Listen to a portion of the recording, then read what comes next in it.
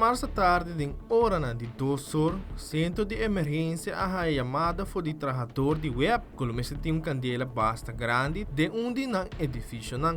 Mesura a despachar vários truques de brandeira em sítio, também a informar a central de polícia para despachar patrulha não e será a área. Na chegada de polícia, começa a ser ambos bandas de caminho. No mesmo momento, o brandeira chega no sítio e bombeiro na emissora adrendo de ação. Para combater a candela aqui. 3 truques de brandeira apresentaram no sítio. Algum rato depois, a logra de dominar a candela aqui. Segundo informação oficial de web, está indicado que a surge candela de motor número 7. Também não está tendo nenhuma pessoa ferida. A situação de suministro para a rua está bom controle, pero é uma situação delicada. Atualmente, o time de web está busy a handle a situação aqui.